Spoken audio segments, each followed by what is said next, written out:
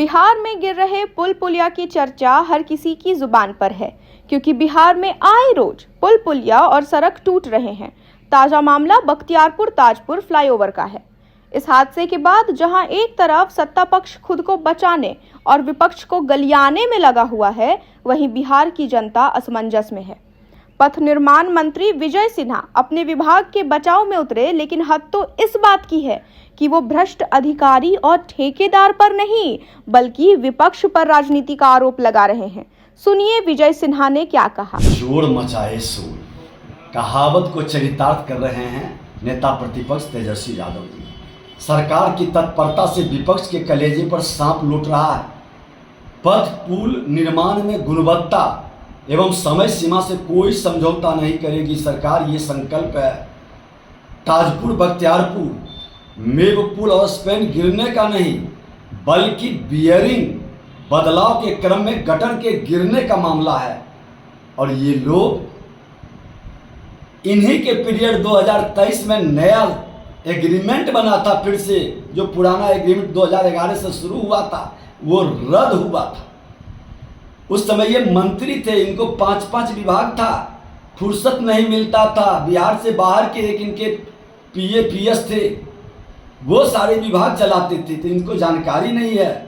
आपको परियोजनाओं के चैनल 20+822 नंदनी लगुनिया पर निर्माणाधीन रेलवे पुल का एक गटर बियरिंग गिरने का जो मामला संज्ञान में आया है, वह किसी तकनीकी खामी की वजह से नहीं, बल्कि बियरिंग बदलने की प्रारंभिक प्रक्रिया के दौरान गिरा है।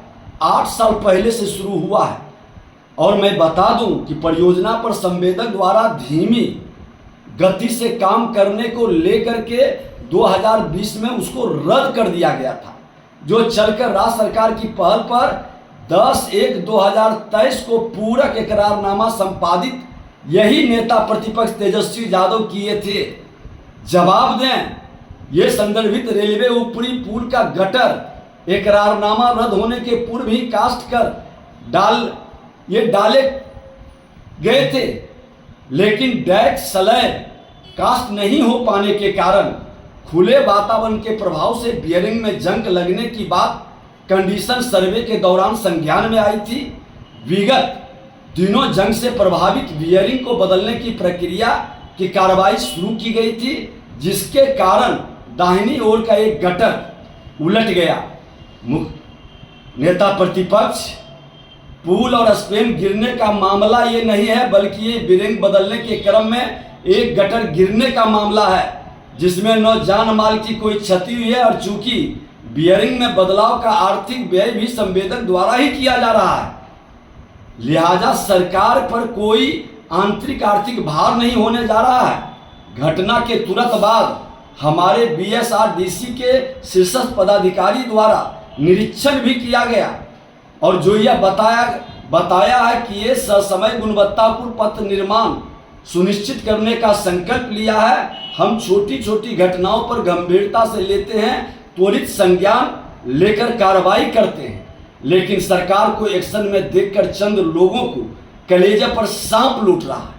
हमारे नेता प्रतिपक्ष तेजस्वी जी अपने अकुलाहट को रोक नहीं पा रहे हैं और ट्वीट एक्टिवेट बन करके ट्विटर बॉय का कमाल जो लिख के देता है, फट से ट्वीट कर देते हैं। अरे पता तो करते कि आपके पीरियड का ही था, सच्चाई तो जानते, क्यों बिहार को बदनाम करने में लगे हैं। और 2020 में जो इकरारनामा रद्द हुआ था, उसे कब से फिर बहाल किया गया, किसने किया, इस पर कौन मंत्री थे? आप ही तो थे। किसकी गलती है? विजय कुमार सिन्हा नेता प्रतिपक्ष था, क्यों नहीं जवाब देते हैं? ये सचमुच में चोर मचाए शोर की हाल है। और ये नेता प्रतिपक्ष तेजस्वी यादव जी, आप डायरेक्ट प्रधानमंत्री से ही प्रश्न करते हैं, क्योंकि आप दो पूर्व मुख्यमंत्री के पुत्र हैं। यही ना आपकी पहचान है। जानकारी कुछ नहीं रखना, तकनीकी ज्ञान कुछ नहीं लेना, संवैधानिक पद पर बैठ करके ट्वीट कर देना खुला चुनौती है। ये स्लैब नहीं गिरा है, ये बेरिंग बदलने की प्रक्रिया की जा रही थी। और आपको जानकारी हो कि जो भी इस तरह के पुराने कार्य भी हैं उसकी हम समीक्षा कर रहे हैं, एक एक करके परत खुलेगा, कोई एक्शन से रोक नहीं पाएगा, हर हाल में कार्रवाई भी होगी। सिन्हा ने कहा, तेजस्वी यादव की सरकार में इस परियोजना को लेकर जो लापरवाही बरती गई उसका खामियाजा आज जनता भुगत रही है। उन्होंने यह भी कहा कि विपक्ष इस मामले का राजनीतिकरण कर रहा है, जबकि सच्चाई यह है कि घटना प्रशासनिक और तकनीकी गलतियों का परिणाम है। साथ ही विजय सिन्हा ने घटना की जांच की मांग की और कहा कि सभी जिम्मेदार लोगों को कड़ी से कड़ी सजा मिलनी चाहिए ताकि भविष्य में ऐसे हादसे ना हों। उन्होंने जनता से अपील की कि वे इस मुद्दे को समझें और राजनीति में ना फंसें। इस तरह विजय सिन्हा ने तेजस्वी यादव के कार्यकाल की आलोचना करते हुए स्पष्ट किया कि इस हादसे के लिए जिम्मेदार ठहरने में उन्हें संकोच नहीं होना चाहिए। यह मामला केवल प्रशासनिक लापरवाही को उजागर करता है, बल्कि बिहार की राजनीतिक स्थितियों को भी दिखाता है। वहीं इस मामले में जदयू मंत्री जमा खान भी तेजस्वी पर ही निशाना साध रहे हैं, न कि अपने गठबंधन के सहयोगियों पर।